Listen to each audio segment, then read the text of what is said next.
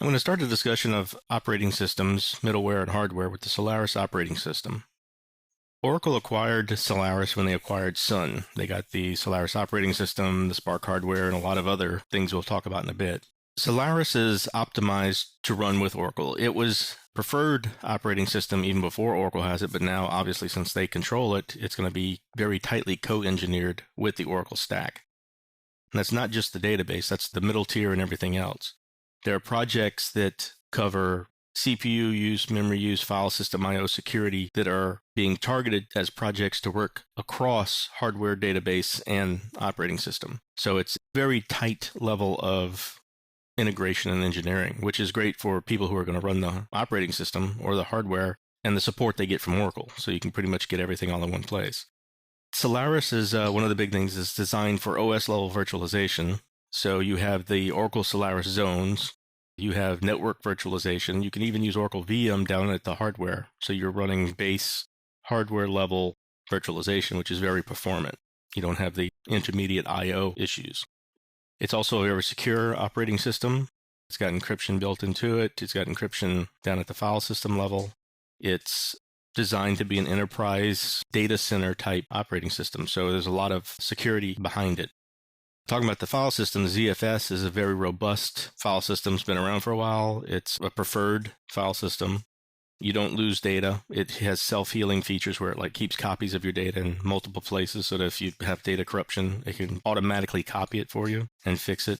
It's a 128-bit file system, which means it can store massive amounts of data. The administration is pretty minimal. Solaris is the same, honestly. Once you get things up and going to where you need them to be, the administrative aspect of it's fairly low. ZFS has encryption, compression. It'll dedupe data files. You can do snapshotting, cloning, replication. It's got support for various protocols like NFS, the network file system, CIFS, iSCSI, things like that. So Solaris is kind of a premier operating system. The next operating system we're going to talk about is Oracle Enterprise Linux. A couple years before Oracle purchased Sun, they decided they needed an operating system that they could support for their customers. So obviously Linux was a good choice. Red Hat was probably the most sophisticated and the most used. So they got the source code for that and said, we're going to keep it Red Hat compatible, but we're going to support it. And they call it Oracle Enterprise Linux. Over time, they decided, well, we need to be able to support larger number of CPUs and larger memory systems. So they're talking hundreds of CPUs, terabytes of memory. In the vanilla Linux, it would hit a certain number of CPUs or a certain amount of memory and really just couldn't take advantage of more than that. Oracle has applied these tweaks to the kernel, and it can now handle much larger machines. You can choose when you install to keep Red Hat compatibility, or you can choose to take advantage of these extra features. I think most people go ahead and choose the extra features because Oracle is going to support it for them. With the Enterprise Linux, you get OCFS2 or ButterFS. OCFS2 is the Oracle Cluster File System. ButterFS, the BTRFS, is a very robust file system, getting fairly near to ZFS if it hasn't reached it.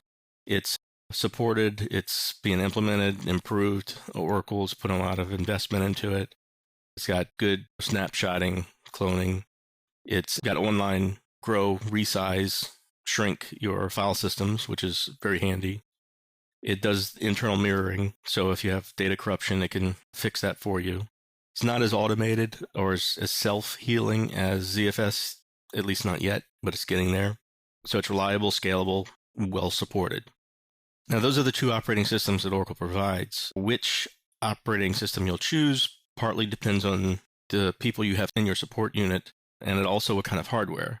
If you've got people who know Linux well, you want to lean towards Linux. If you know people who have Solaris, you'll want to lean that way.